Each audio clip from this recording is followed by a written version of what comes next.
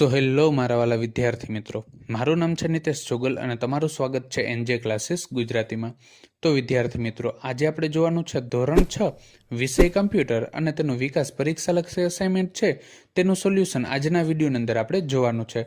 અને આ સોલ્યુશનમાં કોઈ પણ જગ્યાએ જો તમને કોઈ પણ પ્રકારનો પ્રશ્ન રહી જતો હોય તો કમેન્ટ સેક્શનની અંદર કમેન્ટ કરીને કહી દેજો કે જેથી એનું સોલ્યુશન પણ હું તમારા માટે લેતો આવું.